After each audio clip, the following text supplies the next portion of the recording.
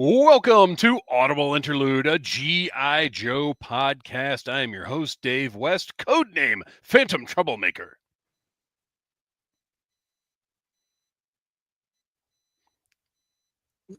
Noel. And I am your codename Noel Wood, aka Mute Button On. Codename Crap Mute. Crap Mute, yes. And I'm your Cobra intern that's the fairest of all the toys, codename Legion Cub. I had a cough right as the music was playing, and I was like, let me turn this down in case it goes over. No, if you watch down at the bottom of the screen, it actually mutes us automatically when the video is playing, so you're fine. And for a little trivia here, for years and years, if you would look up way back in the day when most of our audience were, well, everybody was 20 years younger, I'll just say that. When you would look up music from the Transformers movie, the band Mute Math was often credited with every track from the album on like LimeWire and FrostWire. Oh. So Noel was doing a little Mute Math there. I guess so. It's kind of like looking up Ween, and they apparently did every song ever recorded at one point, according to Napster. And Weird Al, every parody out there. Tom Henry in the super chat. Thank you, Tom Henry. You are awesome. And let me just tell you, go to that Fang Fund. That's right. That's right. Let me just tell you, you are going to get your super chats worth tonight. I was so excited about tonight's show that I had to work from home today. Actually, I'm just kidding. I had to work from home because we've had a washing machine that's been out of service for about 3 weeks. And this was the repair guy, his third trip out, as a matter of fact. But I'm doing laundry as we speak. Just wait to start watching the water droplets. That's not even funny because that's literally happened in this house multiple times. Road Pig John in the house. Yo, Joe, guys. What is up, Road Pig? Always happy to see you here. All right, before we get any further, I have two shout-outs, two major shout-outs for this show and for live streams going forward. I want to thank our very special benefactors, Toy News International, toynewsy.com, at toyark.com, and histank.com. I contacted the administrators there, and they gave us their blessings to use images of Toy Fair from their websites for this live stream. Because as you know, look, I've been covering Toy Fair since 2010.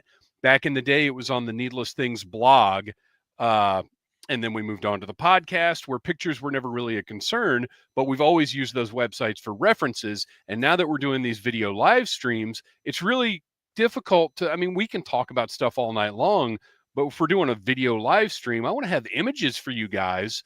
And with something like Toy Fair, so much of it is those reporters who are on site sharing their personal stuff. And I don't want to be stealing like Pixel Dan's images.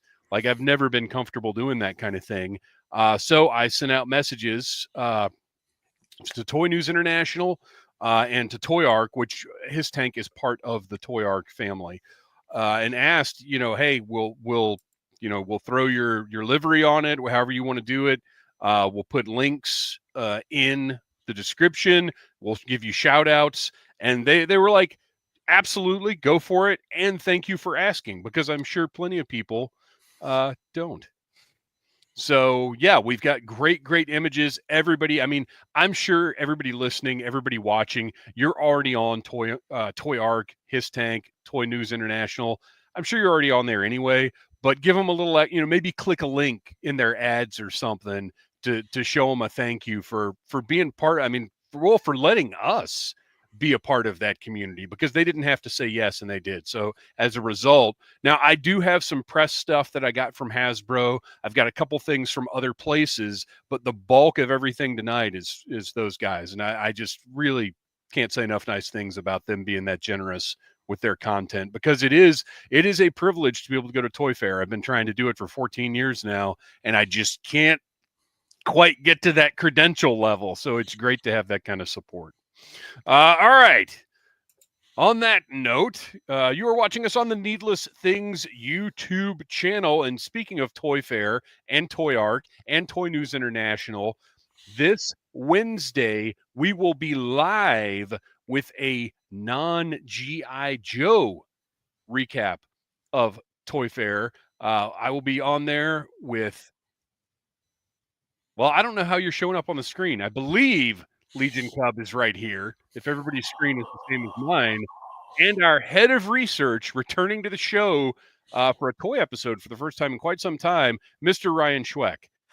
What? So we will be going over the non-Joe stuff from Toy Fair. We're each going to have a top 10, and then we're going to discuss a few other things here and there. And of course, because that's how we do on Needless Things, we'll also be pointing out our biggest disappointment, confusion, whatever. Like, we're going to pick one item that kind of baffled us to talk about as well.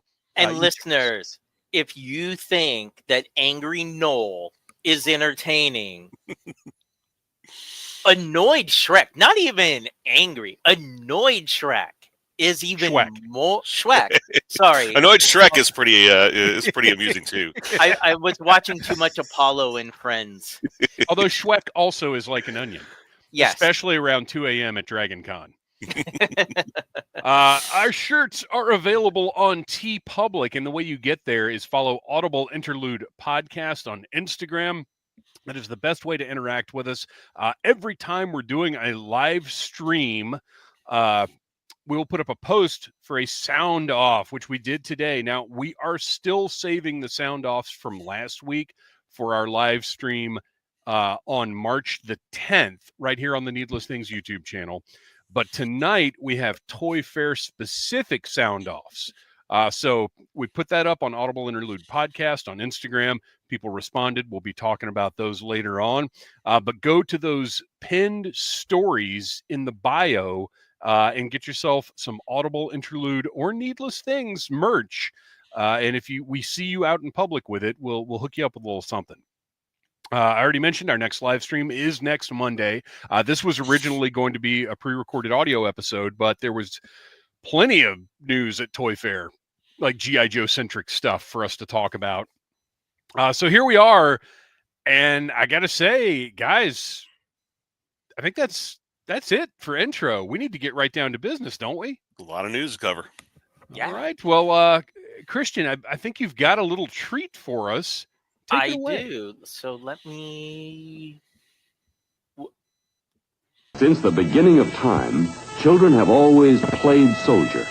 With wooden swords, broomstick rifles, with cast lead soldiers, with plastic miniatures. But none of these had the ring of authenticity. To make a boy's dream come true, Hasbro is proud to present G.I. Joe, America's movable fighting man. The most realistic soldier anyone has ever seen. That was awesome. I love it. That was the... I found the original Toy Fair pitch for G.I. Joe from 1963. So I thought, what better way to kick off our Toy Fair coverage? Yeah, that's great. And there were a couple of images in there that I have not been sent yet. I don't know if they stagger out their packs. I'm particularly fond of you had the image of the polar bear and Snake Eyes. I really like the one of Snake Eyes riding the polar bear just like he did in the cartoon. Oh, I didn't see that one. The other one I almost used was Snake Eyes passed out in the snow, like face down. Yeah. Like, okay. Well, and also, why does the bear have arrows in it? We'll get to that. Okay, we will get to that. Because I have some thoughts. So we have news from other brands. We've got to catch up with Call Sign Longbow, Skeletron, Operation Recall. We've got some news from all of those. But since they were not Toy Fair adjacent or considered Toy Fair announcements, we'll be covering those next week on the show. Everything we're talking about here was released directly in conjunction with New York International Toy Fair 2025. And we are going to start with I mean, really, what a strong showing right out of the gate.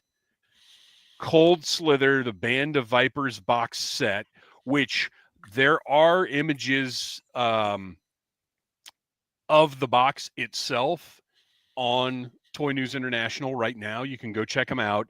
I didn't want to share those because honestly, there's so many Easter eggs and it's so much fun.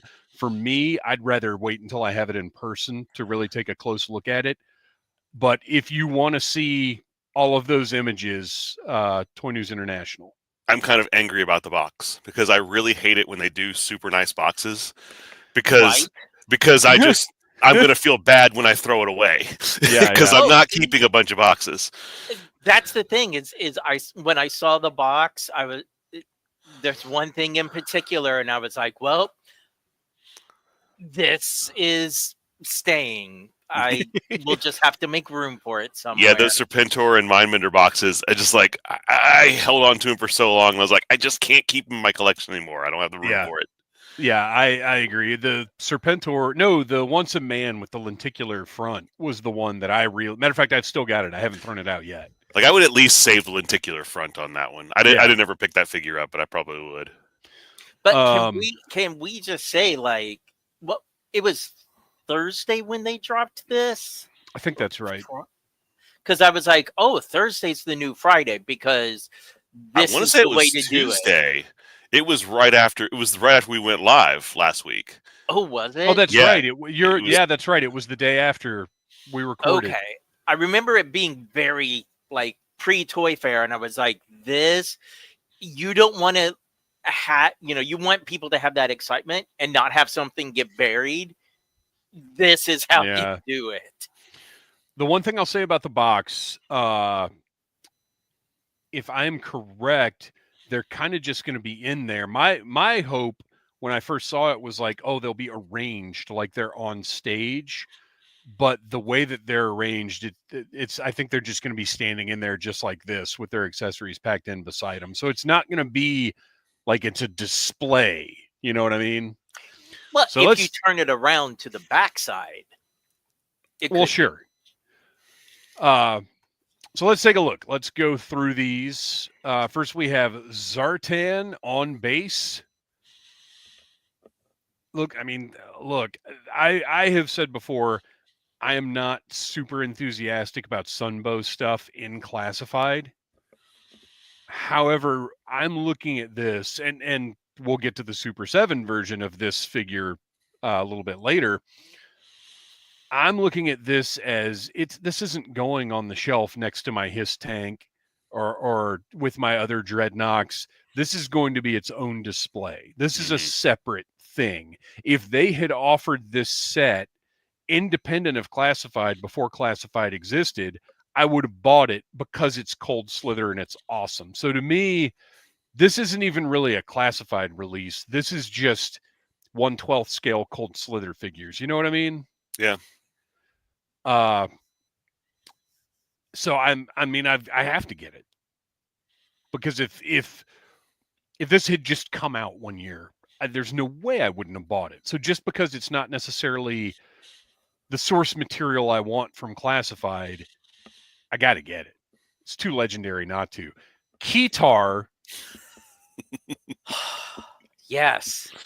Torch with the Keytar. Oh, and one other thing I wanted to point out about these, because you can look, if you go to hisstank.com, you can see references for where most of these parts are coming from. We've got some Quick Kick torsos, some Crimson Twins torsos and arms.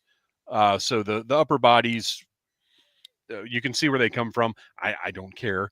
But the legs, we now have legs for a 1985 Snake Eyes. Is the first thing I thought looking at these. Does he not have pouches on his legs? I don't believe so. I think he's basically wearing tights.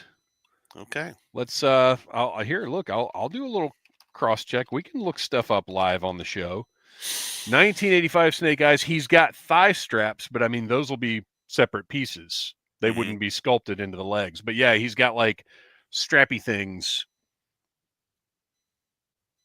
He's got a knife and looks like maybe a pistol on his right thigh. But yeah, he is basically wearing tights. All right. Which was my issue with the not quite 1985 Snake Eyes that they've done so far, is that they're wearing fatigue pants, which is not accurate. So there's Torch with his keytar. Kristian's Obviously, new all new cosplay. portraits. Yes. Kristian's new costume. Yeah. Oh my gosh. Could we? Oh wow. This It's would be a lot easier. easier to find a keytar than it is a flamethrower. Let me tell you. Yeah. No, all of these are easier than doing regular dreadnoughts. Why would we not do this? Noel, you're gonna have to get a bald cap. I believe I have those same pants for Ripper though, because of the Brutus Beefcake costume I did a few years ago. Wow. I don't know if it still fits me. Well, no, I mean I'm Ripper. That's we have to stick to our same Right, characters. that's true. Come on now. Ripper I feel like he's got a little extra going on though. Like compared to Zartan and Torch, he's got more. He's got sort of a Steven Tyler thing with all the bandanas tied in different places. And look at those nice blue translucent sunglasses. Yeah. That I will tell you guys right now. Yep, I hope they're permanently fixed to him. I do also think that he looks like an alternate version of Seth Rollins, as I said before. Yeah, I agree. He needs a bigger jacket for that. But yeah, yes. He doesn't quite look like an oven mitt here. So he's got his incredible 80s guitar. And then finally, Buzzer with the drum kit. The full drum kit, by the way. That face sculpt is the stuff of legends. It's very oh shoot, what's his name from Batman? Hugo Strange. Yeah. Mm. But it's great. He's got the drumsticks, which I am curious to see how big those drumsticks are, because to fit into the classified pistol grip hands, they're going to have to be pretty fat at the bottom.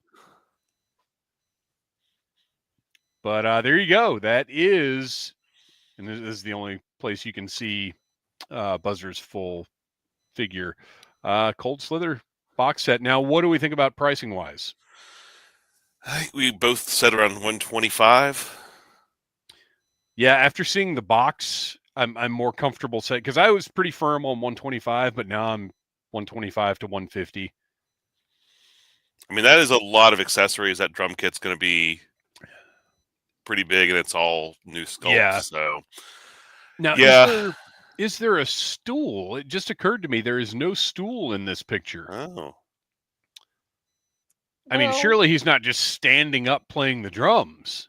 But that's a very 80s Sheena Easton, like, straight cats. It's impossible to control 2 foot pedals and stand at the same time, and he has 2 foot pedals there. So yeah, but that doesn't mean he uses them. He just kicks the bass drum with his foot. It's the Dreadnoughts. Man, do you think they were really singing? I mean, this was Milli Vanilli before they vanilla'd. White Vegeta asked, are those big boa legs? No, they are not big enough to be big boa legs. Who else is hanging out? I haven't said hi to the chat. We had so much to get to. I've neglected our chat. Of course, we did note Tom Henry, who was kind enough to drop us a little something in the super chat, which, of course, always goes towards hosting, show expenses, those kinds of things. Road Pig John, we said hi to you. Wreckship 85, of course. Wreckship is here. Scale Model Joe's hanging out again. Oh no, been sick as a weasel since Friday. Been looking forward to this live stream to lift my spirits all weekend. Thank you. I first of all, I hope you're feeling better. Second of all, I'm glad to hear that. I'm glad to know that we can bring a little light into people's lives. Ken Tomlin, what is hanging out? What is going on? Hanging out. Yeah, what? Don't tell me what's hanging out. We don't need to know that. The Dreadnoughts pants are all tight enough. We all know exactly what's hanging out.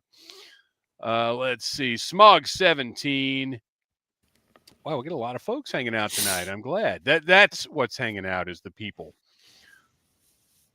Brian Fabian, for the Snake Eyes polar bear set, that blind woodsman shot the polar bear with tranquilizer. I thought he just zapped him with his big zapper gun.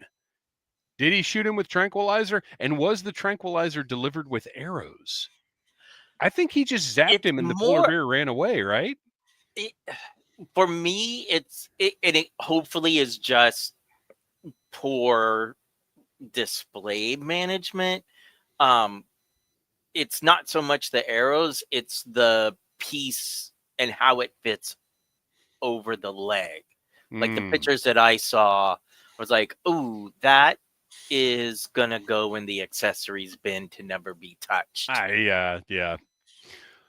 White Vegeta in the description. Yes, there is a chair. That is good news because that would have been really weird. Brett White, what is happening, Brett White? Good to see you here hanging out. The box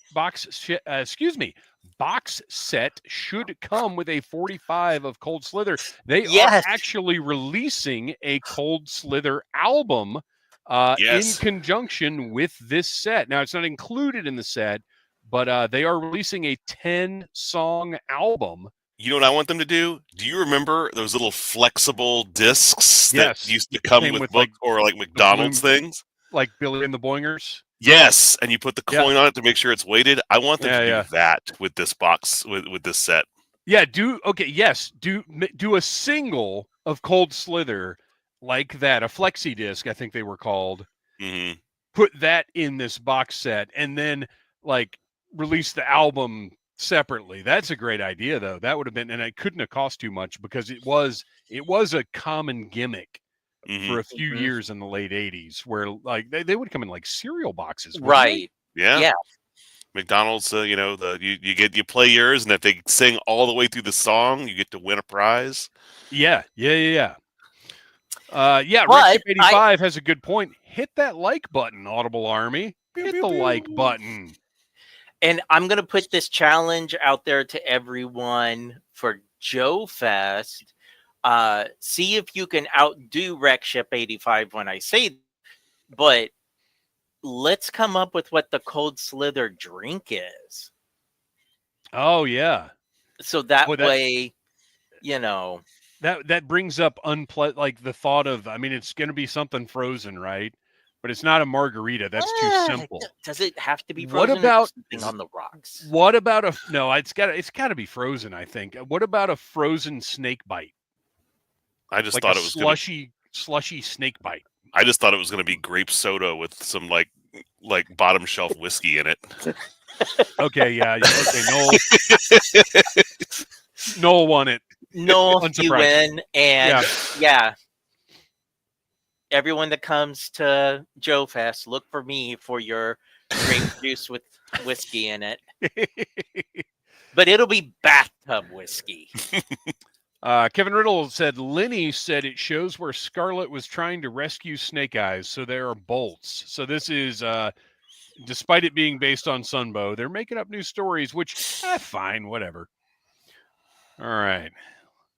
Here we go. Next up, and these are all official media images that were sent to me by Hasbro. This in an email titled Day 1. I have yet to receive Day 2 or Day 3, so we'll see if that happens.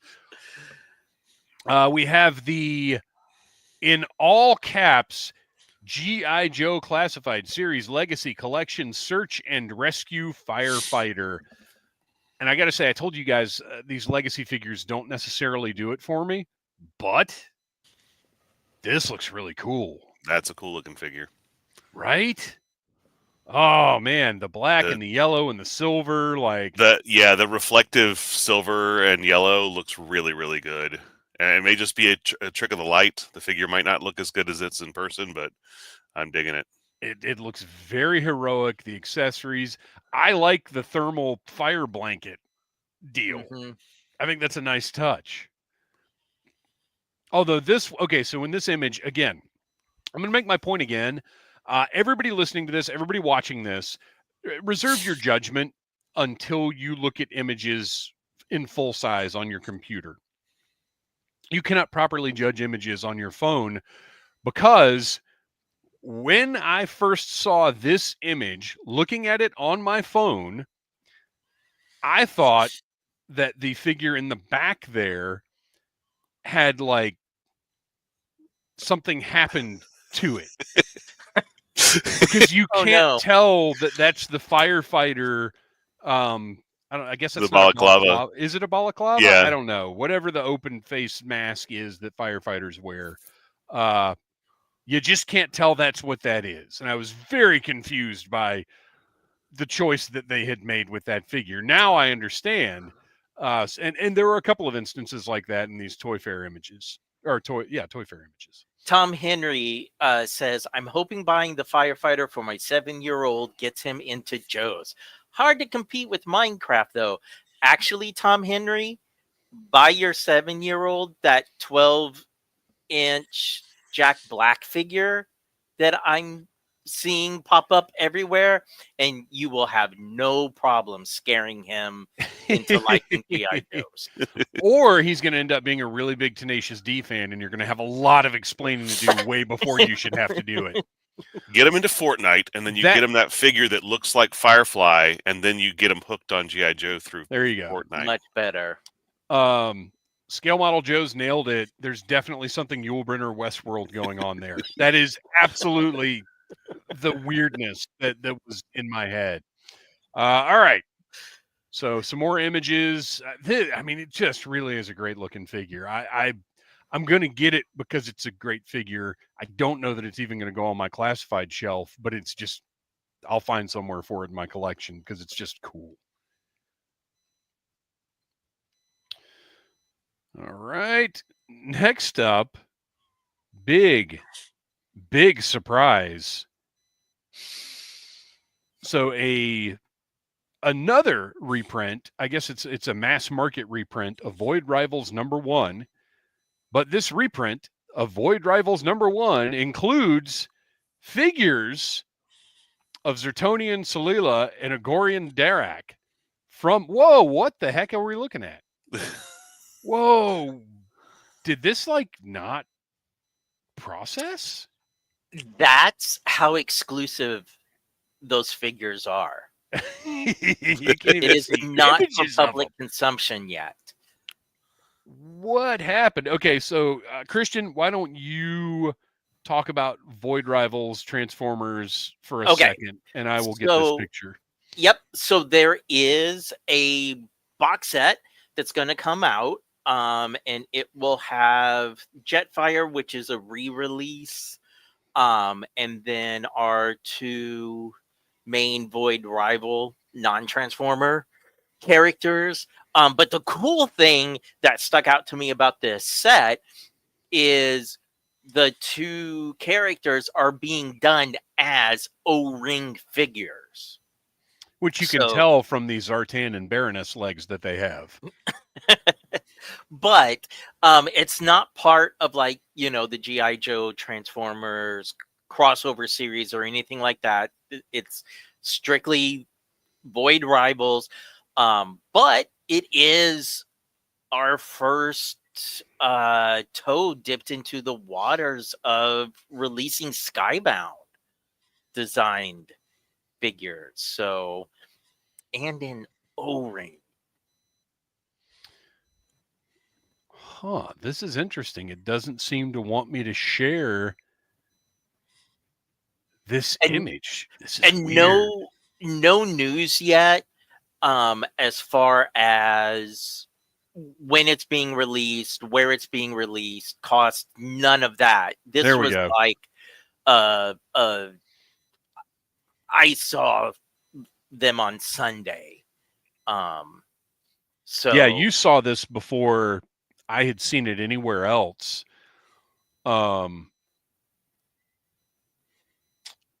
But yeah, I mean, the figures from they look great, even though they're reusing parts. Whoa, what happened? Oh, sorry. I was trying to reply to somebody in chat and hit the wrong key.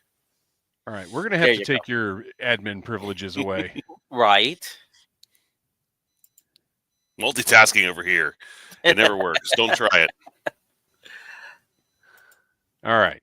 Let's get that back up. So anyway, figures look great, and if you've been reading Void Rivals,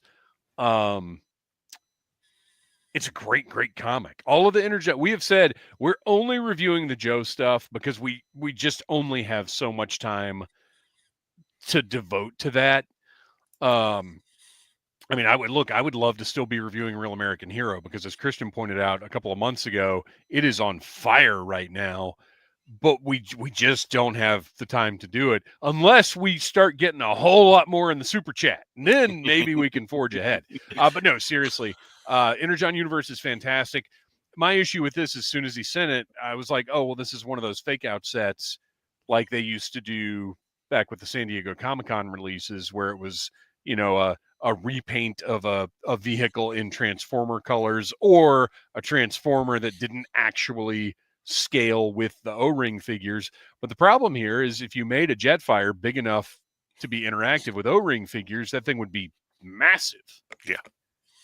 And this one already is. In Transformers scale, I believe he is leader class, which is pretty big. Yeah. It was about 12 or 13 inch tall figure. I mean, you figure those are O-ring figures. They're about 4 inches tall almost, 3 3/4.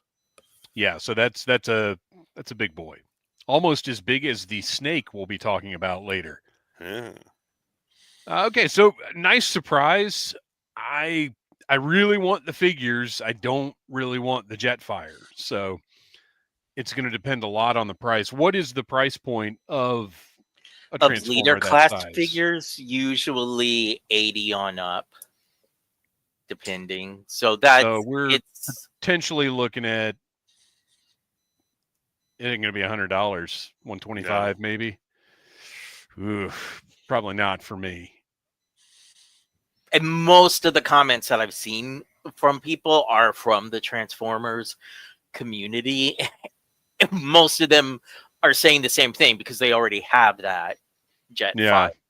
Yeah. So, I mean, for me personally, I am hoping it is a mass retail, only because it is coming with that reprint of Void Rivals #1. So, but then again, you have to wonder, does something like this have that appeal outside of somebody who knows what it already is? Right. Well, and honestly, as we've talked about in the past, my hope is that they would just do an Energon Universe subline that's in classified scale. And it just seems impossible to believe they don't have plans for that. Oh, sure. Because it's also a way to get your main characters back into the line again. Do you think on March 18th, we are not going to see the preview of our Risk figure finally? Come on. All right, moving on. So we finally have some at least visual answers to our questions. And as you can see, this is our first image from toynewsy.com. Or I guess it's toynewsy.com. I've never I always seen say Toy Newsy. Toy News International. The snake, which you can get a better sense of its size. I am sticking with my original assessment that it's probably around 12, 13 inches tall. It is a large vehicle. Looks awesome. Where are you guys as far as having to have this, not having space for this, not wanting to spend whatever it's going to cost for this? It's a definite for me because I'm never going to see the other version of the snake armor in this set. I'm expecting it, even though it doesn't come with a figure, and I'm glad it doesn't. Yes. I'm still expecting this to be like Vamp Stinger price. I'm torn. That the figure is what's really throwing me off because I look at this and I'm trying to figure out if this is more complex than the Vamp. But we don't yet know what the articulation is because to me it looks like ankles, knees, hips probably have some ball I would imagine if you see those round discs, I would imagine they're balls at the end of those, and that you've got some hip motion because the shoulders appear to work that way. Elbows, detachable parts. I could see it being 100, but I could also see, as Rachel / Carlos is saying, $74.99. I wouldn't count on 75. I got my fingers crossed, but it'd be great. I don't know. Look, for 75, I would say I was going to buy 2 and then buy only 1. But at 100, I'm only buying 1. Yeah, I don't foresee myself getting this at regular retail because it's too big to really work in my collection anywhere. If it doesn't, it just doesn't give me enough of the member berries to want it because it doesn't look, as much like the original one. I'm holding out that maybe they will do more of like a retro style snake that's more scaled the way I want it to be. It's cool, but it doesn't really fit in my collection, I don't think. I'm all over it. I definitely want to get one, but I mean, we all know how I am. Third Way to Sabotage says, Snake, love this. Have y'all seen the gridiron version? How do you think they compare? Are you referring to the Trouble Bubble with legs? Or is there like an actual gridiron snake? Because I haven't seen... Yeah, I don't think I've seen a gridiron version of this. I will say gridiron stuff looks fantastic. I am sure they are charging the least they can charge for their stuff, and we'll be talking about their most recent announcement next week. But it's all, I'll be honest, it's all too expensive for me. I'm not saying it's not worth it. I'm saying I can't spend that much for the stuff that they make. All right. Next up, the Claw. Noel, you want to talk about the Claw a little bit? Well, it looks fantastic. It is just a perfect update, I think. I know you were saying that you thought it looked a little too big, but I think it needs to be this size because it looks comparable in comparison with the figures than the original one did. And I just I love all the details, all the wheels folding down and everything. It just looks like it's going to be such a fun little, and this is one where I'm going to have to get multiples. I'm going to have them hanging up from the ceiling. Yeah, I don't know what we're looking at as far as the price point goes on this one, but I would say probably not more than 50, not much more. I'd say at least 55. 55. What was the Trouble Bubble? 55. 55? Yeah. I would say the Python Patrol Trouble Bubble accidentally went up for 45 on Target. Mm-hmm. It was $10 less. Yeah. I'm pretty sure the Trouble Bubble was 55. I could see this. I believe it will be 55. I don't see it being more than that, though. It looks like they're throwing in a lot of accessories to justify that because there's a bunch of stuff there on the ground, including a couple alternate heads for the pilot. Mm-hmm. So yeah, I could see 55, but I mean, still, it's not a bad deal. I can see myself getting a couple of these, and of course, you got the multiple heads to go with it. Yep, you got 3 different portraits, and I really like that one of them is the. Oh shoot! What is that called? It's Cobra Pilot. It's not called the Cobra Pilot, but it's from 25th anniversary stuff. Like it's a specific. Mm-hmm. Well, I think it came with a bubble. The Air Viper. The one that Air Viper, is that what it is? The Walmart Fang. Well, yeah, it came with that, but I don't even count that thing. It came with the 25th Fang as well. Or Paraviper. Yeah. Might be the Paraviper. I can't remember. No, the Paraviper is the one that's got all the gear on it. Okay. Rachel Salinas. Cobra Air Trooper. That's it. Not Air Viper. Anyway, I dig it. And to get a little closer look up here, again, courtesy of ToyNewsy.com, you can see what looks to me like, so that's a mostly black uniform, but if you look closely, it looks like on the thighs and the chest, there's actually a blue camo pattern, which looks really cool. Yeah. I see it on the thigh now. I didn't notice it before. I'm curious. They've got it on a figure stand. Does it come with a figure stand, or? Oh yeah, right. I hope so. Because those right now have just been limited to the retro figures. Yeah. It'd be nice if they started. I mean, as much as I'm not a stand guy, I do agree that, these, for as little as those stands must cost to produce. As thin as they are, yeah. Yeah. Smog 17, Hasbro should make a Cobra Paratrooper figure 100%. That's one of the ones, a lot of the Pursuit of Cobra and 30th anniversary stuff is just too complex for me. I don't need all that in classified, but that Paratrooper figure is awesome, and I would love to see it in classified. Next up, retro card back Viper. We will have a lot to say about some of these retro card backs, but for right now, I'm just going to say this Viper. Well, first of all, Hasbro.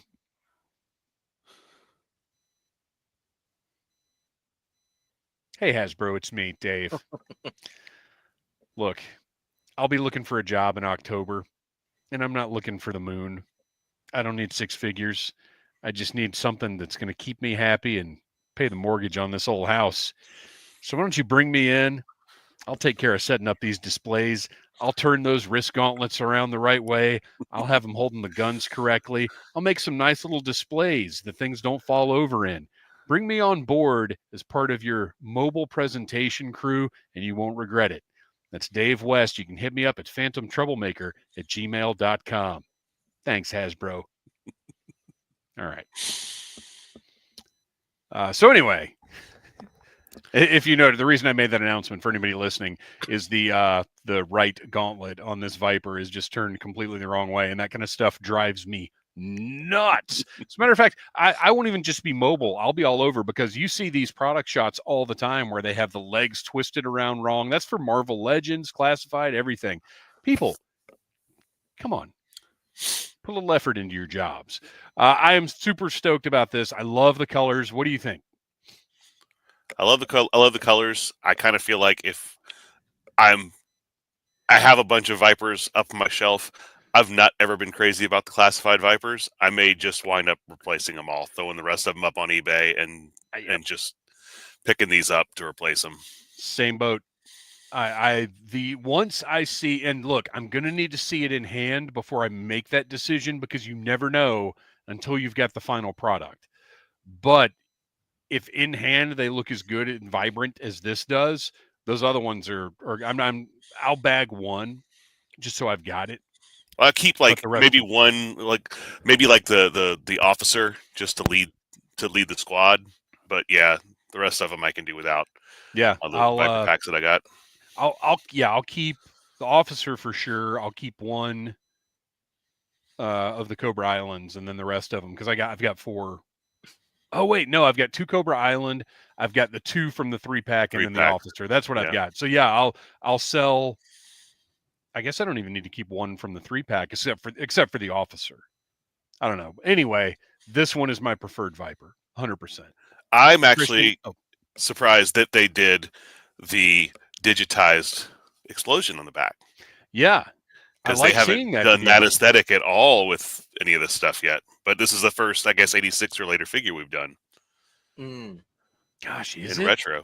In retro, yeah. Kristian, what do you think of this guy? The Viper is not my favorite troop builder by any stretch of the imagination. However, you are always going to win me over with extra hands. So I take that match. They did Beachhead. That was 86. Sorry. I'm going to hold on to my Python Patrol Vipers because I do like them, and I'm going to hold on to the officer, and then I'll probably get 2 of these. Dr. Mindbender. It's barely perceptible that he's any different from the other release that we got. His purple looks lighter to me. I'm still disappointed that his monocle isn't just a plain monocle, that they left all the tech stuff in. Like, that would have been a nice, easy difference to make. And you would think that with the promotional photos, Hasbro would be emphasizing those clean, unstained shoulders. Like, it's the only reason anybody wants this figure. Well, that's not true. That's not true. The other reason is it does have the big silver cobra emblem on the back of his cape, True. which to me, that's something I want. He's also going to be $25 and presumably available for purchase. Well, yes, that's a big difference. Yeah. Hey, we got to be sure we keep those mindbenders on the market. Yeah. Also has the digital blast. Mm-hmm. Rock and roll. Not the closest up picture, but you can still tell he's great. Yep. Yeah, I'm torn on this one because I begrudgingly, like, I didn't want that original rock and roll when they first showed, until I actually saw the video, and I was like, oh, I love him, but this is the one I wanted to begin with. So it's like, do I replace him on my shelf with my 013 Joes? Yeah, it's a tough call for me because I really do like that first classified rock and roll release, but I also like the idea of having the original look Joes, or at least something very close to it, on the shelf. So, I mean, I'm getting it. It's just a matter of how or if I'm going to display it. Yeah, this one will go on the shelf with where I want the original 13. The first rock and roll that we got with the tattoos and all that, that'll still be my main one for the room display and photography. Now, what I will do is put this little C.L.A.W baseball cap on the original one, the first classified release, to make him a little bit more like the comic book version. Oh, well, you should also make him a little. Did they make wrestling tombstones? Oh. Well, no, I was going to just drill holes in him. But they do. I actually have a little stack of tombstones from various wrestling sets from back in the day. Cover Girl. We'll get to the art in a minute, but the figure, perfection. Well, okay, it is. It's fantastic. But looking at Flint's face made me wonder if Cover Girl's face is a little too cartoony. I think it's great.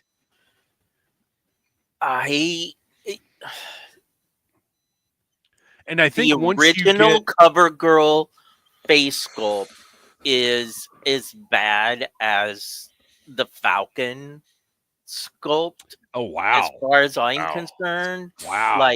Like all of the renders of that first Cover Girl looked so amazing, and then when she came out, yeah, back alley. So that's why with this Cover Girl, I was like, I'm not going to get excited over these renders. I need to see what they really did with her. Yeah. And to me, I don't see cartoony. Like, I just see a woman. Like, this is a fashion model who went into the army. They didn't put, awful heavy Toy Biz, Marvel Legends makeup on her face this time. They left her simple, but I just think she looks great. I think she looks great. She's a little Disney princessy, and actually Brett White has a good point here. She looks like she's an Instagram filter, which Cover Girl was a model. That's fair enough. I think once you put her on the shelf with the spectrum of classified portraits, because now we've got everything from hyper realistic to cartoonier to everything in between. So like with the Dragonfly stuff, remember we talked about how weird those portraits looked at first, but then once I put them up on the shelf next to everything, it's a broad spectrum of how realistic the faces look. They go in a lot of different directions. So once it's there with everything else, it'll be fine. I don't see myself having to do anything to the face. I do think she needs a few more paint apps, so I'll probably do some weathering on the jacket and the pants, just because she's a mechanic. She should be a little more oily, if that makes sense. Yeah. Well, she's got some on the hat, which I like. Mm-hmm. And they actually, like, her wrench is painted silver. Like, I don't know. I'm super excited for her. Yeah, I definitely am as well. I would have probably gone with a little bit more contrast in between the green and the tan there. But also, we haven't seen this one in person, so it may look a little bit better in person. But, you know, also we're not trying to do what Super 7's doing. So that's, yeah. And there's not that much contrast with the O-ring figure. So Flint, which he was not near the top of my list for ones we needed upgrades on, but I do like this version. I don't know if I prefer it. How do you guys feel? Because I liked the gear that the first classified Flint came with, and I think I might like that portrait more. Oh, I absolutely 100% like the portrait more. Yeah, like the portrait definitely.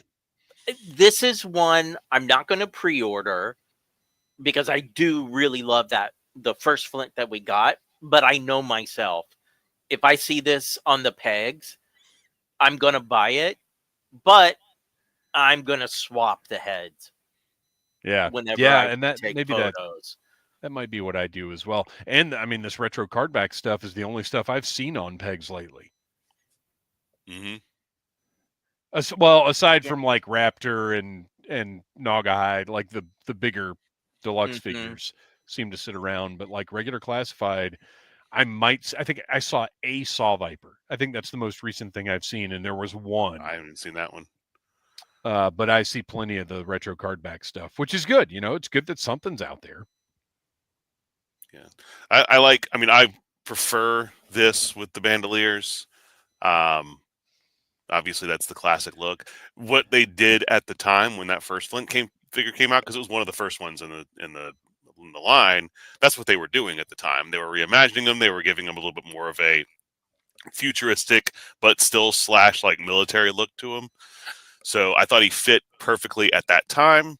Now, yeah, I'm going to probably have to pick this one up just because. And I'm still dying for them to do one with a green shirt instead of the black shirt, to do more of a sunbow colors. I do think the camo looks a lot higher contrast on this one. Yeah. Than it did on the other one, which I definitely prefer that. Oh, and this guy, the original Flint didn't have short sleeves, did he? Didn't he have forearm sleeves like Duke? No, I can't see him from here. Did he have short sleeves? Okay. Mm-hmm. And we got to talk about this card art. We are a generally family-friendly show. And we barely even edge up against PG-13, but I'm going to say, what the funkin' Wagnalls is going on with this piece of trash in front of my eyes? Now, Kristian, I think you nailed it right out of the gate. It's AI. It has to be. And it's not even good AI. It was like someone at Hasbro programmed the effects from the Love Guru into AI and said, make Flint. Well, his proportions aren't right. He looks like a small child in a costume. His head is large. It looks like the Grunt Halloween mask. Except it has less of a soul. Because he's scrawny and he's got a large head. It just doesn't look realistic. There's just, yeah. No. Awful. Absolutely awful. And look, if you guys remember, when they first started the retro cardback stuff, I pondered buying 2 of each just to keep a mint on card collection. And I'm so glad I didn't. One, because they've changed the card style. Well, they've changed the card backs really 3 times now, because the Walmart exclusive ones were on the super thin card backs that you couldn't possibly keep mint. And then when they went to mass market retail with these, they got much thicker card backs, but they're different. And now we're getting these AI card backs. So I'm so glad I didn't start that collection. This makes me sorry. I do genuinely feel bad for the folks that keep their stuff mint on card. Yes. Because I think it's a good figure, but that would go in the closet. Buried. Well, and I also feel bad for Lenny and the team because, as we discussed in our chat, I am 100% positive this was a Hasbro corporate mandate that they were ordered to start using AI in development. Whoa, what is up? Brian Fabian in the super chat for Cobra interns everywhere.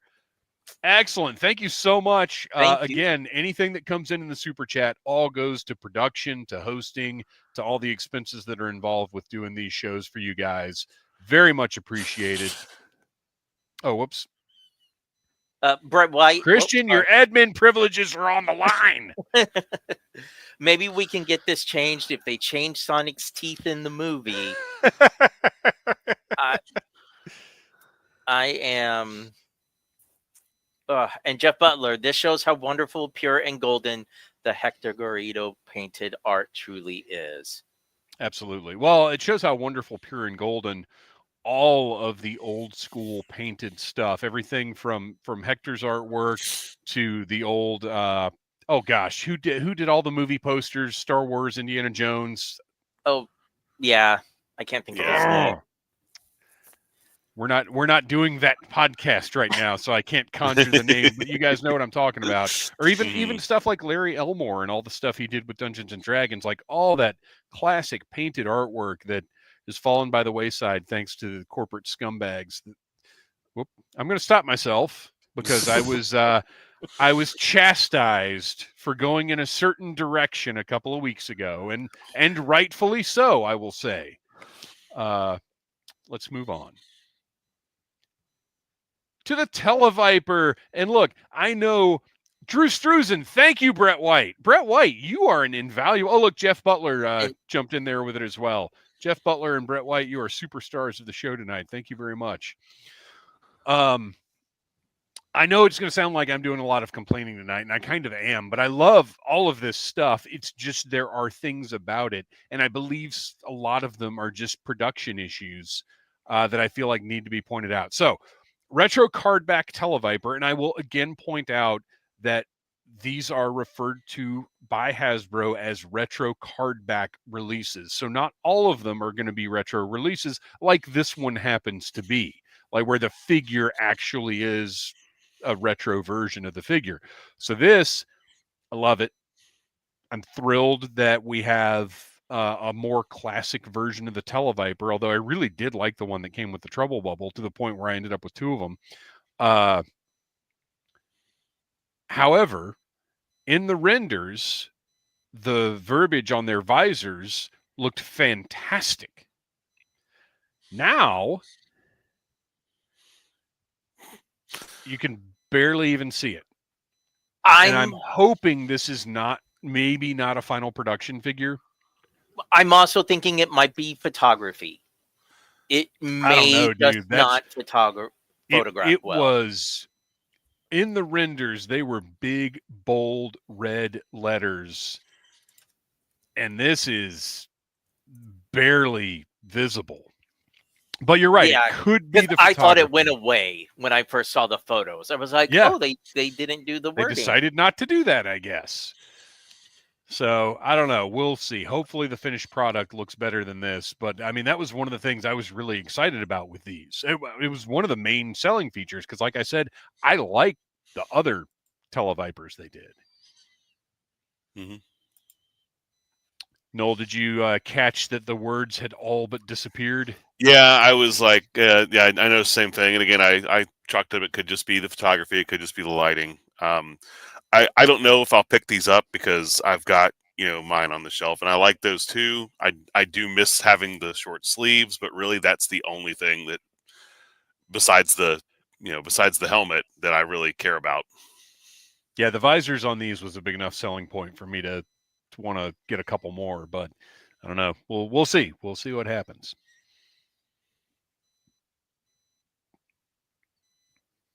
And again, for anybody just now tuning in, our images are courtesy of Toy News International. That's toynewsy.com. And then we've got some coming from Toy Arc later on. This surprise out of nowhere, no, to my knowledge, and look, I don't follow leaks and spoilers because I'm not a fan of them. But to my knowledge, this had not even leaked or been whispered in back alleys or anything. Mm. So you guys are less susceptible to these sorts of things than I am. How do you feel about Night Force, Beachhead, and Quick Kick? Good looking figures. Bad guy. Well said. They're good looking figures. I do like Beachhead's look there. With you got the digital camo on the legs, and you have the weird pattern on the arms. It's different. Quick Kick, actually, I couldn't figure out who he was at first. I thought for a second maybe this was some version of Spirit when I first saw the picture, and I didn't see the name associated with it.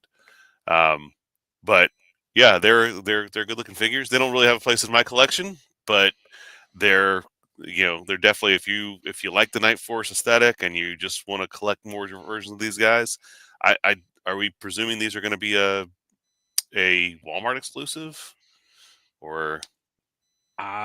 No idea.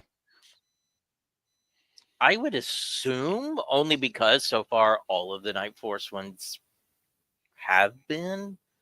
But yeah, that's right, isn't it? So but when I saw this photo, we'll either never see it or we'll see a million of them, and they'll wind up being $10 on clearance eventually. So I'm not a big fan of the mask that they put on Quick Kick, but I am a fan of them sticking with that aesthetic because they've used it across multiples of the martial arts themed figures. So I think it's cool that, like, as many Oni masks as they want to do, I'll keep just putting them in my shelf. I like the face paint portrait that they've included here.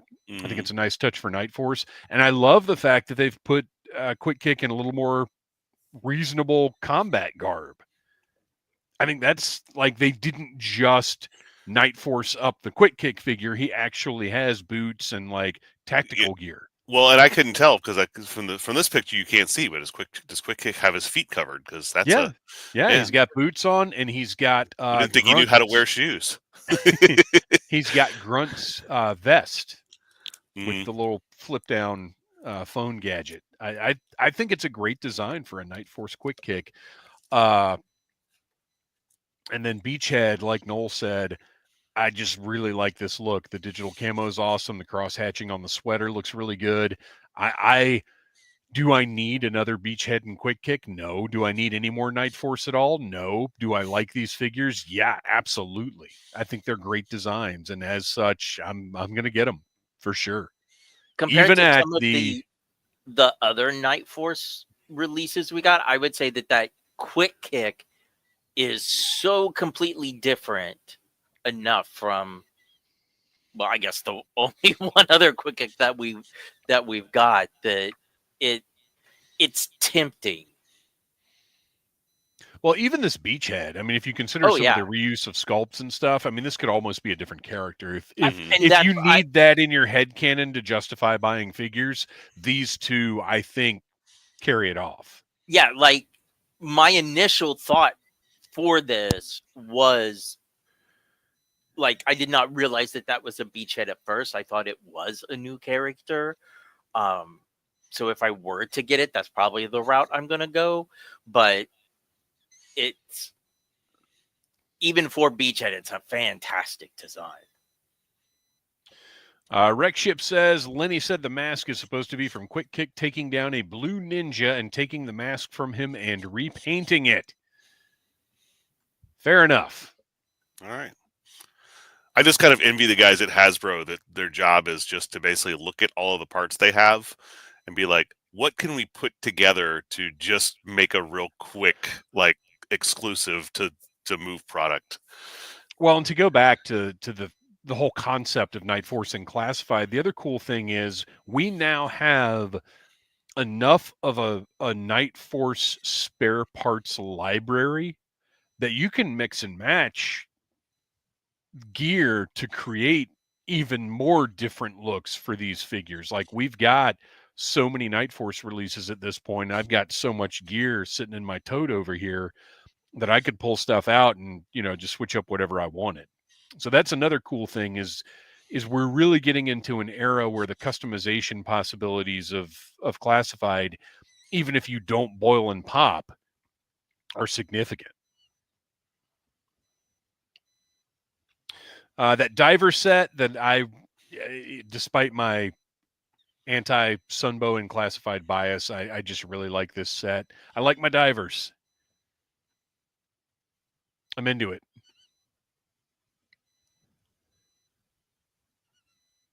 So how do you guys feel about this? And as we discussed, this is not a retro card back release. This is a mass device release. How do you guys feel about this breaker? I love everything but the grunt vest. Like, I'm getting him for the bubblegum alone. Yeah, I mean he's cool. I don't think I need the mass device figures, because again, their Sunbow stuff doesn't really fit with what I'm doing in Classified, other than, like, say, a Cold Slither set, obviously has to be in there. But yeah, I kind of do. If this is one that if I see on a mega clearance, I'm going to get him just so I can pop his head off and swap it with my existing breaker, so he'll be able to chew bubblegum. Yeah, I like this one. I like the grunt vest. I like that they're broadening out its usage and making it more of a standardized thing. And I do like the fact that it's got the Joe Pro on it as well. So I'm good with that. I like that they're going with sort of his lighter gray. Mm-hmm. It's just Doing a different yeah. look. But of course, what that means is we're still leaving the possibility open for a true retro card back breaker down the line. But I like him. I want him. Radioactive snake eyes that, like Noel was saying, do I need Sunbow specific stuff in my collection? That remains to be seen, because I don't even know that I need a polar bear in my collection. But he does look great. I like that sort of violet color. Apparently, his radioactive hands are either UV reactive or glow in the dark. I'm not sure which, or well, I guess it would be both if they're glow in the dark. It looks great. I mean, it's, we've seen this mold before, but not a bad concept to do if they're doing the mass device thing. But then this guy, Kristian, tell us about this Coca-Cola fan. Okay, so actually that photo looks better. So somebody fixed that piece, because the part with the arrow snaps over the arm. And so Right. the photos that I had seen, the way it was laying on there was just this humongous gap. That's because they didn't have Dave West assembling their display shelves. That is true.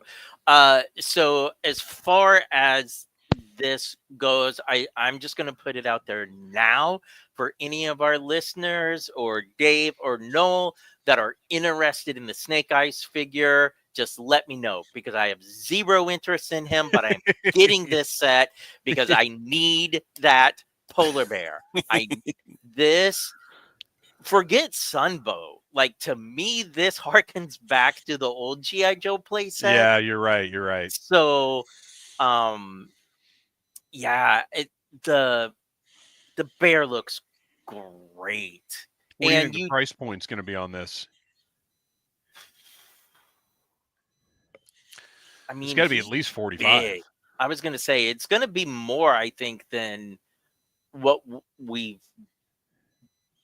seen for figures with pets. It's going to be at least. Pets are 45 now, aren't they? Right, but this isn't a pet. This is way bigger than a pet. This is way bigger. So yeah, at least I could see this being 50. At least 55. Well, no, because the 2-packs of figures are 55. Oh, are they? Okay, then 55.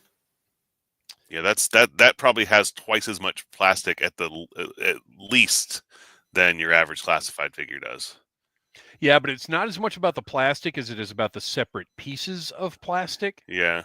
And it doesn't have the same number of joints. Well, plus you've as a also got classified all figure. the mass device accessories that come with it too. Yeah. You've got the trap. So you're looking at a lot. You're looking at a figure. You're looking at a polar bear that's bigger than a Joe figure, and you got all these extra accessories. So yeah, 55 minimum. Yeah, I'm going to say 55, but not more than 55. We'll find out. Well, according to wait, where did it go? According to White Vegeta, retro and mass pre-order tomorrow, and we do know that there are pre-orders tomorrow. We just don't know exactly what it'll be yet, or at least it hasn't been officially announced to my knowledge. JLS Comics is correct. We need a polar battle bear in classified scale. Yes, agreed. Darklon. I was excited about this figure from the start. I will say that this alternate head they've put on him in this display has made me, well, not less excited, because I'll just throw that in the drawer, possibly even in the trash. That alternate head is so bad. Why would you use this for your? This is for your selling point. Loves it. Wreckship loves it. Wreckship, I think this is the first time we have disagreed, because I told the guys, like, my rage was so intense that I said, I it's not even going in a drawer. Like, I would not hand this to a Make-A-Wish child that just desperately wanted a toy. What like, you got against Make-A-Wish children? Nobody would give this to a Make-A-Wish child, regardless. That alternate head just needs to be smelted back down to liquid plastic and made into something good. You know what that alternate head would be good for? If somebody wanted to do a custom Dreadnought bat. No. And stick that head on it? That, it looks like if you took, like, Jeff Butler said heel John Cena would give that head to a Make-A-Wish kid. Right. Heel John Cena would probably wear that mask. He might. When we saw the renders, the original Darklon head just, it made me excited for the figure. It was one that I didn't care about before. And this just looks like some Rob Liefeld designed teenager. What's edgy and cool? Hey guys, we got a lot of support for the alternate head in the chat. Smog 17, that alt head is dope. Like, I can't really make out what the alt head looks like because it's just kind of a blob on my screen. It has a big tongue hanging out, a big pointy tongue hanging out of the front. We initially, when we saw the render, we questioned if it was one of the Destro family masks that we've seen in the Energon Universe comics, but we went and checked, and it is not. The Destro family has better taste. But look, I don't mind. I didn't need an alternate head for Darklon unless it was his unmasked head, like, or a Richter head. But it's fine. If they want to get funky with something like this, where I didn't need the thing that they're getting funky with, I don't mind that at all. Go for it. And for the people that are excited for that alt head, honestly, good. I am glad that someone is, and it's not going to be a huge waste. I just question your taste level. So now something that I maybe we can all agree on. I think Blowtorch looks, this to me is the kind of stuff I want from a classified update. Similar to the 30th anniversary figure quite a bit. I think they've done a great job taking those original colors and just updating, putting so much more detail on it, making it a more toyetic, interesting figure at this scale. And even the knees, which I did not like in the render, seeing them with the rest of the blacks and stuff, it looks good to me. Yeah, because it's like he's got, like, he's wearing some sort of black flame retardant, like, bodysuit, and these are like pieces of armor over them, and it looks really good that way. Yeah, I think he looks great. I love the fact that They kept the, you've still got the green with his blowtorch, his flamethrower, so it's still harkening back to that original look. But now you've got all the silvers and the blacks and everything, so he's got more variety in him than that old figure. And it's interesting because his thickness looks good, but it's not overly thick. Like it doesn't look restrictive, like he's just not going to be as posable or whatever, you know what I mean? I think it would have been very easy to make him like the mole rat. Like it would have been easy to make him as thick as the mole rat, which had some posability issues, but they managed to make him still look bulky enough for his specialty, but it's not going to impact his posability. Go ahead and post it, Kristian. I see you looking at it. Oh, well, we had moved on, so I wasn't. Rekship85 said, I will cosplay as Darklon with that alt head just for you, Legion Cub. And that will be the exasperated yell heard all around Joe Fest. We're here talking about a toy line that's been around for 60 years. There is no such thing as moving on for us. Kristian, talk about this guy. I know he's not your guy. But if I remember right, didn't the render win you over a bit? Yeah, because the original figure, I think it's just very, very plain and boring. And they had updated it enough. And honestly, giving us an unmasked head with it won me over a lot. It's a little creepy, but the blues with that orangey color, I think, work really well. I love how they're executing the highlight bomb by giving us the little smoke effect, smoke arc. So I'm kind of excited. I don't know that this is one that I need multiples of. This feels like a very specialized soldier within Cobra. I'm still like the idea of doing and even packaging him in with an unmasked head for a troop builder is kind of an odd decision. But he also looks like he's got like these like the dead eyes, like he's some sort of like programmed, almost like a Fred program where you just like have a bunch of guys that are clones of one another. All right, let's see. We got a couple of comments to address here. Yorktown Joe says that is Darklon's actual face after Destro melted the mask onto him, which I actually happen to have a little reference here for that.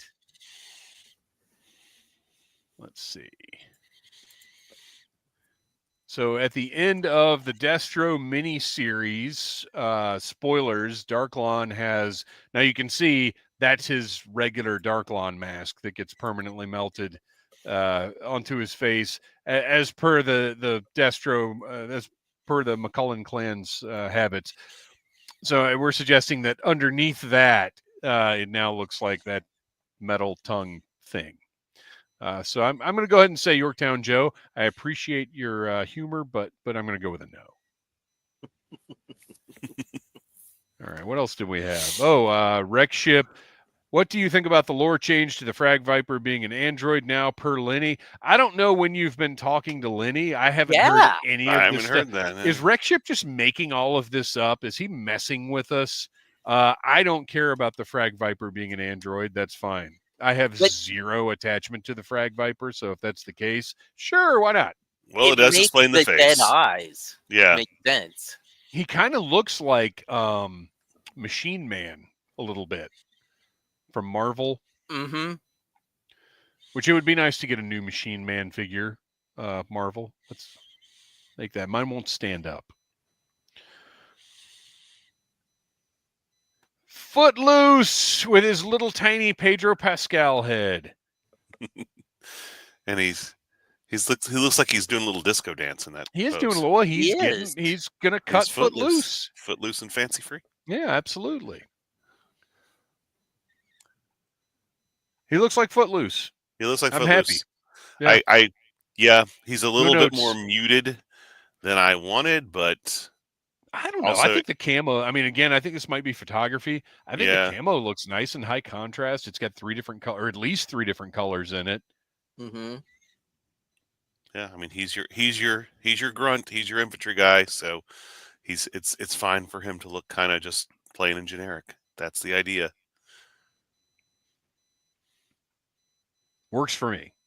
Yep. Kristian, you seem really excited about Footloose. Surprisingly, I am. It's another one that the G1 figure, like, I just thought kind of dull, and this, for just being a regular soldier on the shelf, I like it. Dave's just happy because it's one step closer to Special Missions Brazil. Yes. Claymore. So this is infuriating. Kristian and Noel, I don't know if you're aware of this or not, but apparently Crystal Ball is going to be a Walmart exclusive. What? I don't know if that's confirmed for sure. Maybe one of these folks who were able to watch all these interviews over the weekend could confirm if Lenny mentioned that or not. I think the figure looks absolutely incredible. This is far above and beyond anything I could have imagined for an awesome Crystal Ball. Like, I like Crystal Ball. I know people like to poo-poo the original figure. I always loved it. I always loved the idea of this mystic character. And this is like bad ass. Well, you could tell Lenny was excited about doing this one. He's talked about it for a while. I mentioned earlier in our chat that, like, yeah, we know that the original figure was inspired by Vincent Price, right? Boy, did they do a bang-up job on that face sculpt. I was just saying, it looks like Vincent Price doing a Kraven the Hunter cosplay. Well, that's the thing. I had seen so many classified customs of Crystal Ball that kind of use a Kraven Doctor Strange kind of meld, and I was very nervous when I heard that they were giving him an updated look. But I really like this. Well, who was expecting a Cthulhu alternate head with giant horns on it? Like, that's the most bonkers thing there.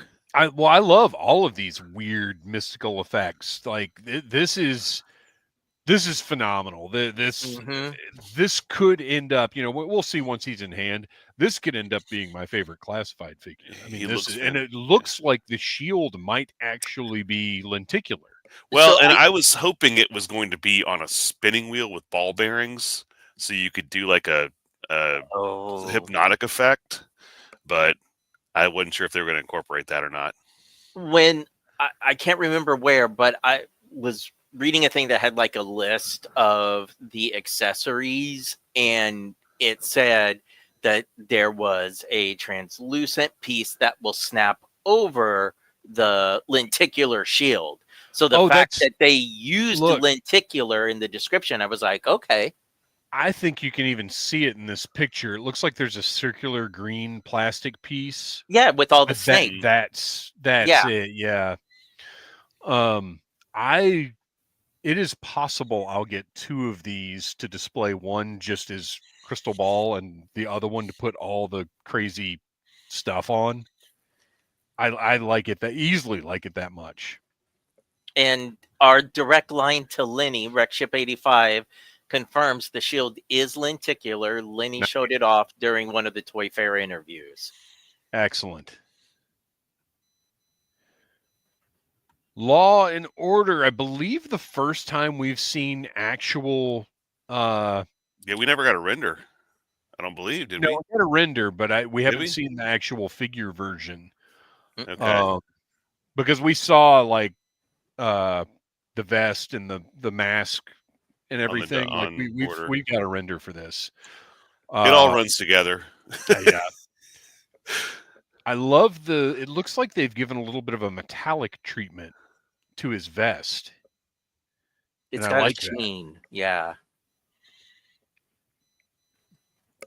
Yeah, all of the with a pet figures, sometimes the pets are the standout of the pack, but they've all been solidly done.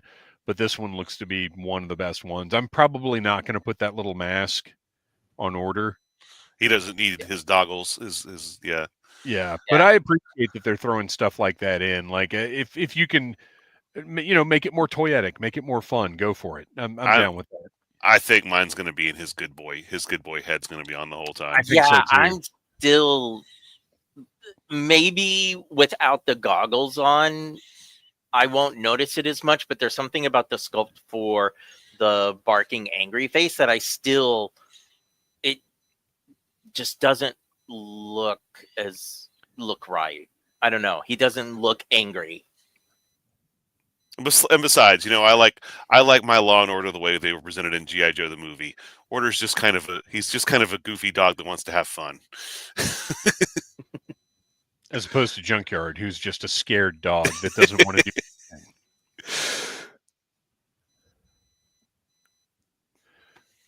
So that is it for Hasbro's Toy Fair presentation. We are moving on to Super 7. And with that, while we absolutely want to thank Toy News International for letting us use their images from Toy Fair 2025, what we have now is from toyark.com.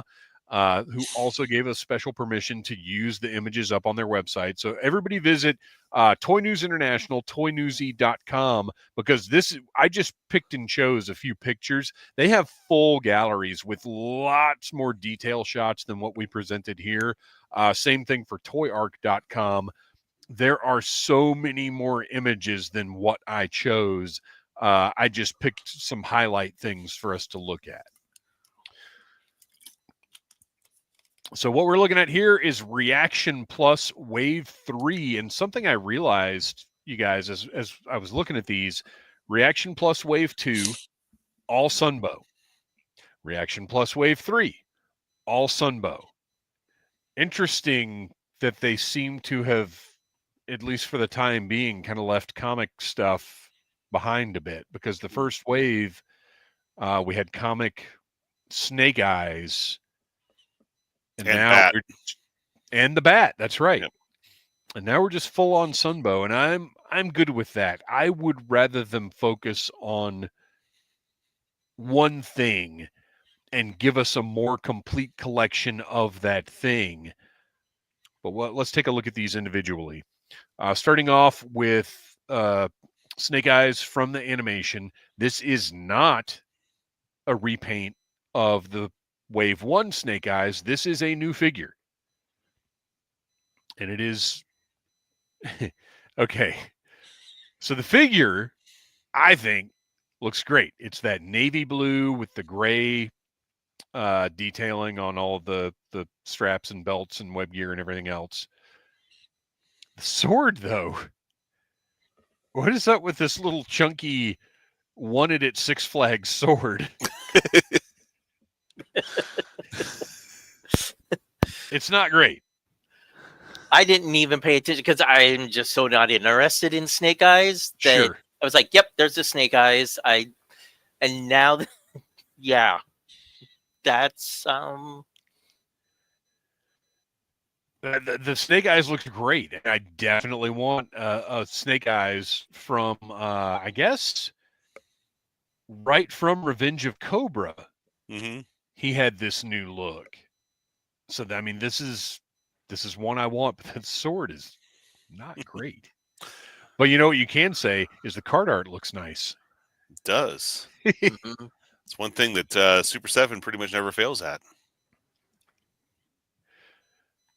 Very controversial figure. Probably more divisive than Darklon's alternate head.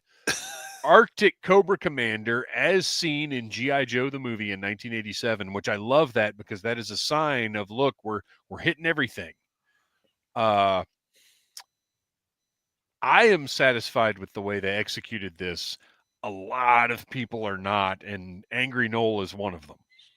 I'm not angry about it. I just am not thrilled about that. It's so obvious where those leg joints are, and I just don't think they pulled it off. Like I had discussed using like a soft plastic skirt, even if it's a separate accessory that just pegs around him, like you did with Spirit's loincloth or something like that.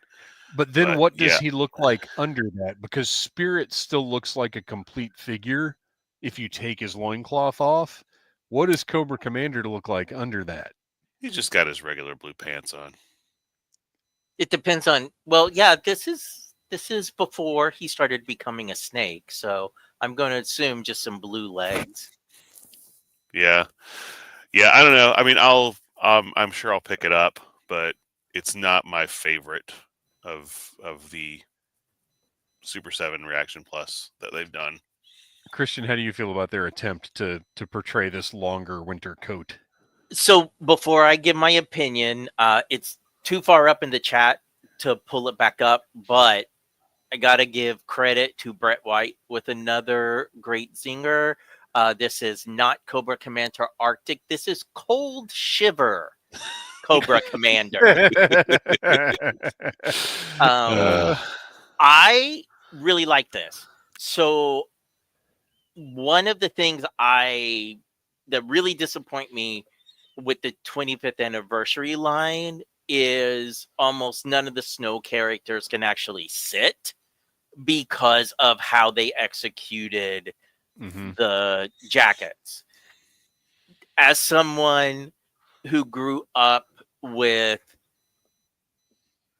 like, the example that I'm going to use, like the Kinner Tauntaun, right? Where you just had molded legs on a saddle that didn't fit with how molded the figure brown actually looked. No paint even, just right. So when I see this, I think you want to make a posable 3 3/4 inch figure in Arctic gear.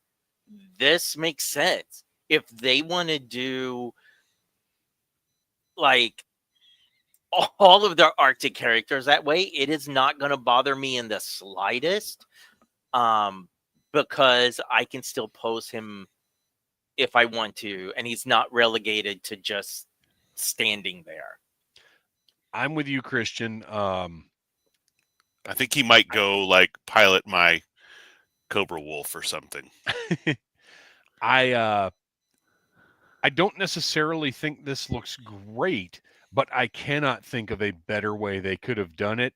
And I believe if this figure had come out in 1987, this is what it would look like.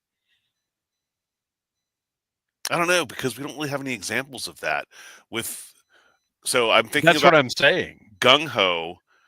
They modified his dress shirt to where it just came in at his waist, because those marine dress blues are about this length in real life, and so they did not want to do anything with that. So that's why they just gave it as just like a regular waist cut.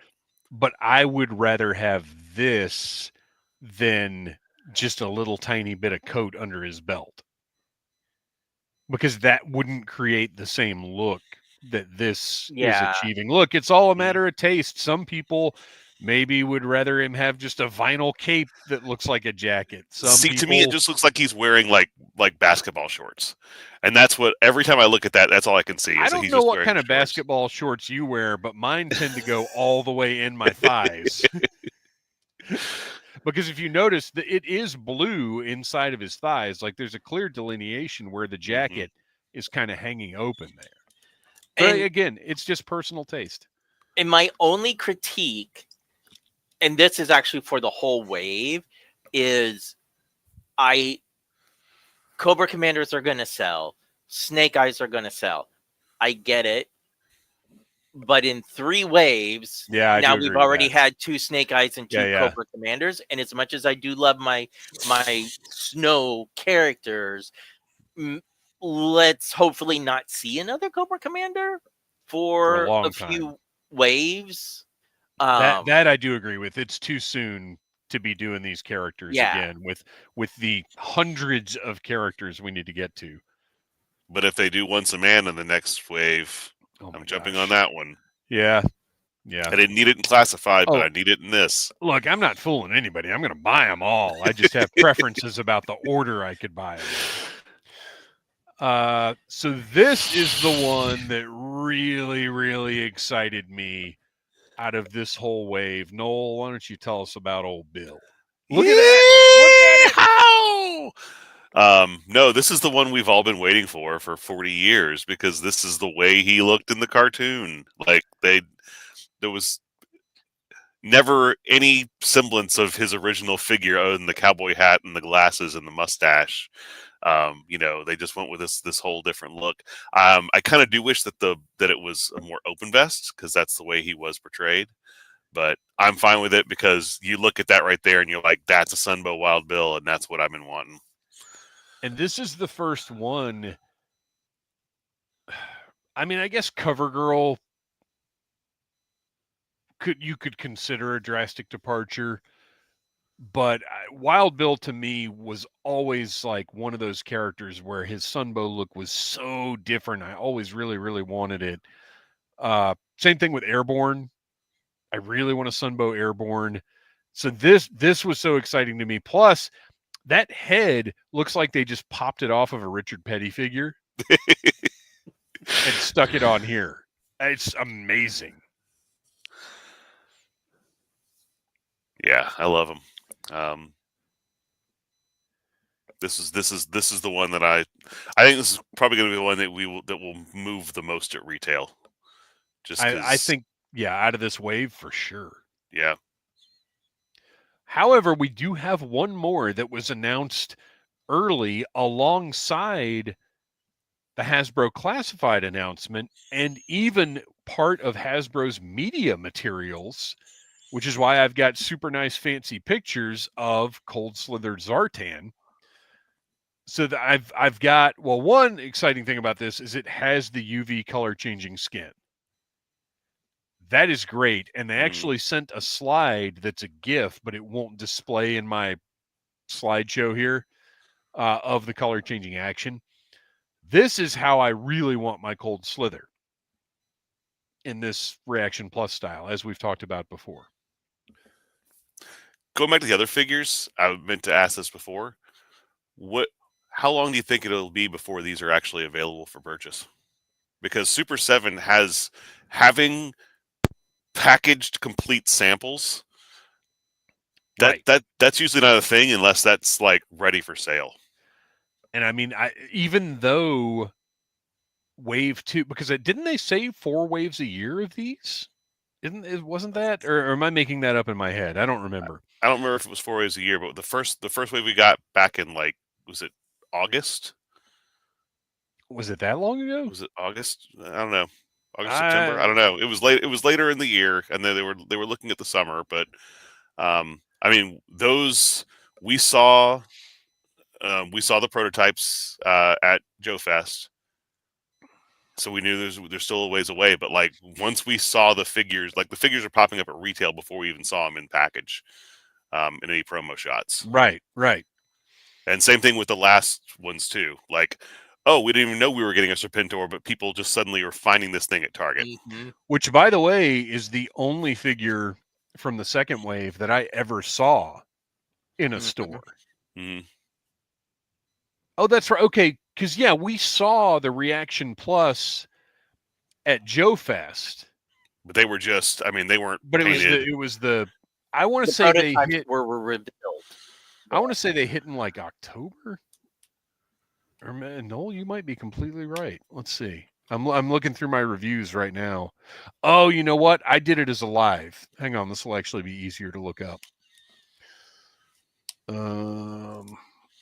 I am curious how much of Hasbro's influence there is in them only doing Cold Slither Zartan. Like, is there going to be a Cold Slither Dreadnought in the next few waves to give us the complete band? Because in all of our previous episodes, we had always commented that we did see Cold Slither as more of a Super 7 thing to do, but we also saw it more as a box set to get all the figures at once. Oh, I think Road Pig John might be onto something here. I predict a box set with the 4 Cold Slither characters, and Zartan will not have the changing colors feature. I think that's a possibility. So I reviewed Reaction Plus Wave 1 on September 28th of 2024. Okay. So that's and I got them pretty darn early. So that's right around September 28th. So yeah, I mean, it could potentially, they could just pop up on Super 7 any day now. Mm-hmm. Let's see. So yeah, one more look at that Wild Bill before we move on, because he is beautiful. All right. So Zartan, he's got a file card with a little mention of Cold Slither in the file card. And there is the render of the figure. Super excited. Glad to see it. And that is it for Toy Fair news. It is time to move on. And boy, we're going to, well, I think these are actually going to work to our advantage because they are all Toy Fair related. But we are going to get through these sound offs. Time be damned. We're going to make it happen just for you, the fans.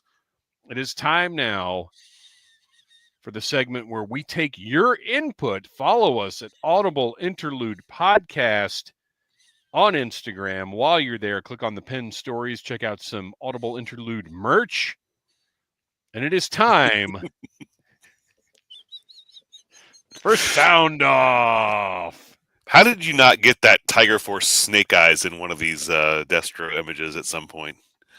Oh, I really should have. Well, it didn't occur to me until this time to even put something other than the banana in there. But I just thought it would look so hilarious to have that horrendous Flint. That actually, now that I'm looking at him without context, he looks like a Team America character. And I'll tell you right now, somebody team up with Hasbro and deliver me some G.I. Joe marionettes, like Marionation style G.I. Joes. I'm in. Let's go. Thunderbirds or go. All right, first up from Silent Interlude. I've gotten pickier about Classified for no other reason than I only have so much space and money. And I'll tell you right now, I think that's a wall that Hasbro's probably running up against with a lot of people now. Mm-hmm. They have been absolutely nailing the figures. The one thing I've been getting all of are the retro card backs because I love the presentation so much. That being said, the retro cards displayed at Toy Fair look very disappointing. That's putting it mildly, Silent Interlude. I believe they are placeholders, or I hope they are placeholders, because if not, they are very subpar. Even for placeholders, they are subpar.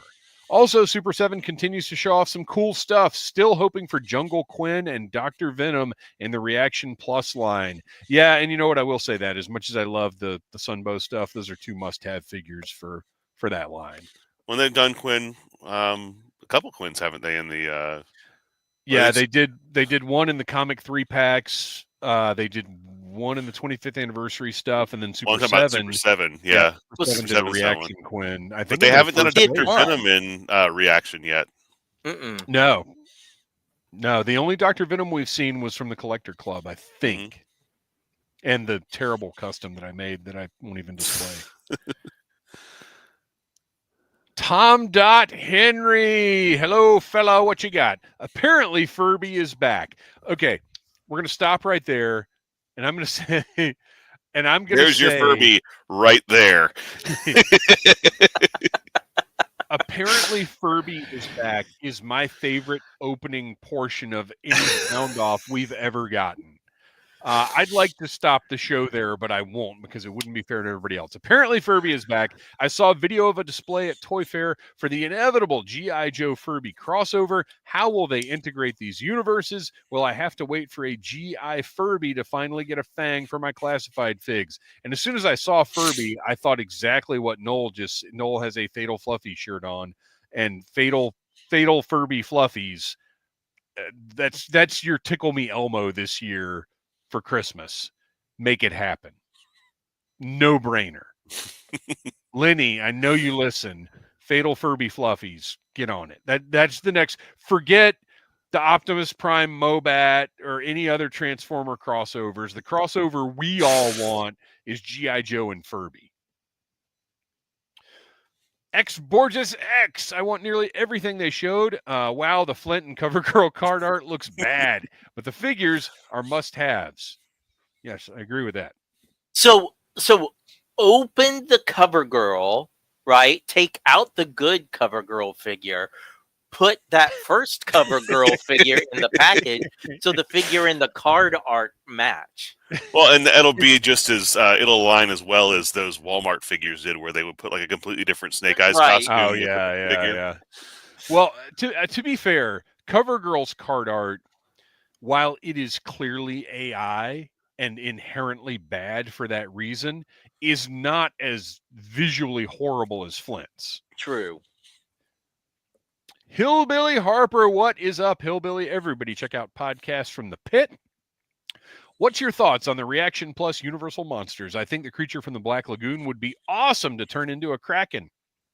Well, hopefully you will not have to customize a Kraken and we'll actually see one in some form sooner than later. And if you want to know my thoughts on the Reaction Plus Universal Monsters, tune in to the Needless Things YouTube channel this Wednesday at 8:30 p.m.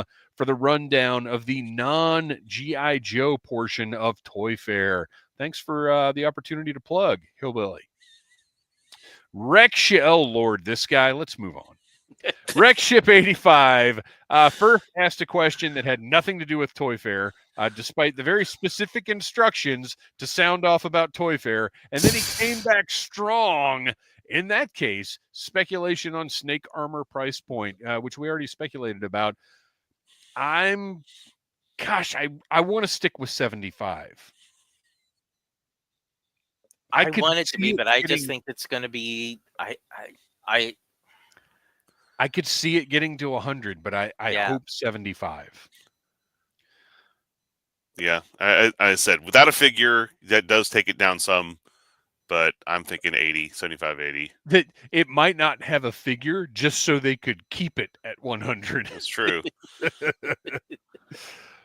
All right. White Vegeta was really surprised by how much Star Wars and Marvel was downplayed, with G.I. Joe and Transformers having a strong representation. I think we've seen recent reports. Kristian, didn't you mention a report from Hasbro kind of addressing this? Yeah. So their Q4 data finally came out, and they did their little stockholder meeting, and one of the things that was brought up was that toy sales overall were like down by 12%, but like the Star Wars sales are significantly down. The only two toy lines that saw an uptick in sales were Transformers and G.I. Joe. The Transformers bit was kind of surprising because in the previous earnings reports, G.I. Joe was surpassing both of them. But I guess, and everyone go watch Transformers 1 if you haven't, because it's so good. It's it's amazing. I guess, the toy line for that helped bump them back up. But I think, well, and Transformers, I think Marvel Legends is fine. I think you're going to see some changes or some fewer waves of Star Wars while they. I think so. Star Wars is no one's buying Star Wars toys except for adults. I don't think there's a lot of children that are collecting Star Wars toys. They don't make a lot of like more kid-friendly Star Wars lines. Transformers is really evergreen, and there is something for every age group. There are Transformers that are appropriate for preschoolers. There are Transformers that are like 5 and up. There are Transformers that are for adults. Like they have done it, and they have so many concurrent lines at one time. Mm-hmm. That toy line, to my surprise, because like when they were talking about making a live action Transformers movie and a live action G.I. Joe movie at the same time, to me G.I. Joe was going to be the bigger property because Transformers was kind of dead. It was, we'd had our Beast lines, we'd had a couple like not so successful like animated toy lines back in the 2000s, but like since that movie in 2007, that property has just blown up. Yeah. And I think all three of us agreed that Transformers 1 is the best theatrical Transformers movie we've seen. Oh yeah. Mm-hmm. And when you and just to bring this back to G.I. Joe, when we look at the earnings reports and stock meetings that they've had over the years, like G.I. Joe has barely gotten a mention. And yet in the last, I guess, so all four of the earnings reports for 2024, G.I. Joe, G.I. Joe, G.I. Joe. Well, and in this last one, it was actually in the graphic as one of their leading brands. Yep. So and it's one you don't have to pay a licensing fee for too. Right. And that's right. Yes. Like that's why those two lines are always going to make more overall than Marvel and Star Wars, especially with Disney, because as same thing. I was watching something about the new Lego releases that are coming out. They just announced in March, and like the Marvel sets are priced at like 40% higher rates than it's crazy than the in-house lines are. Well, even some of the other license lines, though, Marvel is very like because you can usually do a little math in your head on the piece count and the price and figure out like your values. And Marvel is always like, why is this set $70 versus a set with a similar piece count that's 45? Yeah, Marvel and Star Wars and anything else Disney are going to be ridiculous when it comes to those that inflation. All right, last one with one last image from Toy Fair. Yorktown Joe says, math problem. How many Cobra modular fortifications were posed together to create the Toy Fair diorama? Also, any word on the claw price point? I think we'd all like it to be no higher than 55, but we'll see. And I think there were at least 5. Well, of those fortunately, fortifications. I've got an image right here, and it looks to me like there are 4 of them. Yeah. Oh, yeah. Folded. Yep. Yeah. And I will say some folks turned around and decided after seeing this that they dug it and they wanted them. To me, this just confirmed what I thought, that it's not anything I need in my collection. Make this. If this is what you're going to display, to say, wow, there's this cool bunker, not that this is less cool, I'm sorry, than the original Cobra bunker, but having to buy 4 sets to make that How much was ridiculous, because you're still going to be spending the same amount of money. I mean, this is going to be probably $50. It's got a figure with it, right? Well, no, it's already been pre-ordered and sold out. Oh, is it? Oh, wow. You can't buy 4 now if you didn't in the first place. I don't remember this pre-order. Darn it! I don't remember what the price point was, but at any price point, this is not something that I take that back. If it had been, $30.